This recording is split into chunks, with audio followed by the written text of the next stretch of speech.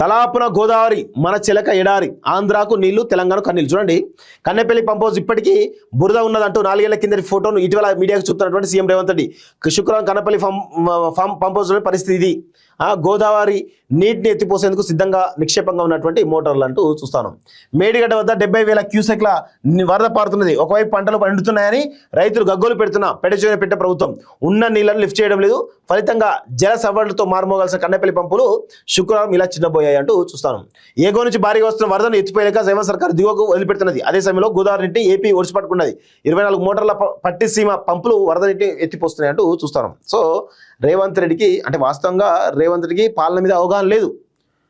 పాలన మీద అవగాహన లేకపోతే అంటే నీళ్ళ మీద అసలే అవగాహన ఉండదు, ఇరిగేషన్ మీద అసలే అవగాహన ఉండదు. సో ఇలాంటి అవగాహన లేకపోవడం వల్ల, అవగాహన లేని ముఖ్యమంత్రిగా ఉండడం వల్ల ఈరోజు తెలంగాణ రైతాంగం అంతా కూడా అనేక రకాలుగా ఇబ్బందులు పడుతూ ఉన్నది. చాలా నీళ్లు లేక అనేక రకాల కొరతలు పడుతుంది. కానీ తాత్కాలికమైనటువంటి చర్యలు తీసుకోవాలి కదా. ఎందుకు తీసుకోలేకపోతున్నారు రేవంత్ రెడ్డి ప్రభుత్వం అంటే, ఆయనకు తెలంగాణ కంటే చంద్రబాబు నాయుడు మీద ప్రేమ ఎక్కువ, తెలంగాణ కంటే ఏపీ మీద ప్రేమ ఎక్కువ, తెలంగాణ రైతాంగం మీద కంటే ఏపీ రైతాంగం మీద ప్రేమ ఎక్కువ. సో నీకు ఆ ప్రేమ ఉండొచ్చు కాక, కానీ ఇక్కడ పాలకుడు కదా నువ్వు. పాలకుడు ఉన్నప్పుడు ఇక్కడ రైతాంగం న్యాయం చేయాలి కదా. చంద్రబాబు నాయుడుకు సామంతరాజులాగా రేవంత్ రెడ్డి బిహేవ్ చేస్తూ ఉన్నారు తప్ప, ఇక్కడ తెలంగాణ సీఎంగా, తెలంగాణ పాలకుడిగా, తెలంగాణ రాష్ట్ర ప్రయోజనం కాపాడాల్సినటువంటి ఒక నాయకుడిగా ఈరోజు రేవంత్ రెడ్డి పూర్తి స్థాయిలో విఫలమైపోయిండు. ఇది అందరూ గుర్తుపెట్టుకోవాలి. కాళేశ్వరం నీళ్లు ఎత్తాల్సిందని చెప్పేసి ఈటలందరూ చెప్తున్నాడు. గురుదక్షగా ఏపీకి నీళ్ళు అంటూ ఎవరు హరీష్ రావు చెప్తాను.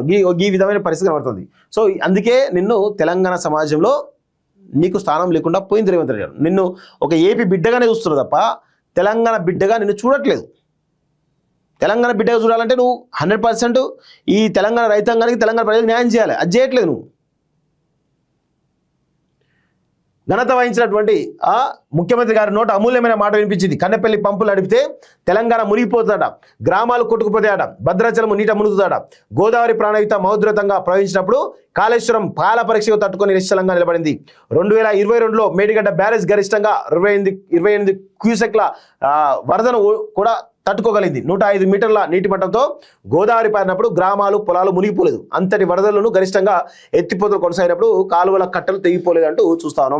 సో మేడిగడ్డ బ్యారేజ్ వద్ద 71,000 క్యూసెక్ల వరద, కాళేశ్వరం దేవాలయం వద్ద 40 పంపులు, కన్నెపల్లి పంప్ హౌస్ వద్ద 97 మీటర్లకు జలాలు, 71 మీటర్లతోనే ఎత్తిపోసల దేవాలయాల నిర్మాణం, మొత్తం 10 పంపులకు సరిపడా నీటి ప్రవాహం. అయినా వరదను వాడుకొని కాంగ్రెస్ ప్రభుత్వం, పంటలు ఎండుతున్నా కనికరం లేని సర్కారు, ఏపీ ప్రజల కోసం దిగువకు వదిలివేత, గేట్లకు తాళాలేసి కన్నెపల్లి పంప్ హౌస్ దిగ్బంధం అంటూ చూస్తాను. సో ఇది ఒక పరిస్థితి చాలా స్పష్టంగా కనబడుతోంది. ఇప్పటికైనా రేవంత్ రెడ్డి తెలంగాణ ముఖ్యమంత్రిగా సోయి తెచ్చుకోవాలి. తెలంగాణ ముఖ్యమంత్రిగా కండి. మీరు ఏదో చంద్రబాబు నాయుడు సామంతరాలుగా కూడా తెలంగాణ ముఖ్యమంత్రిగా వివరిస్తే ఇక్కడ తెలంగాణ ప్రజలు బాగుపడతారు, రైతాంగం బాగుపడుతుంది.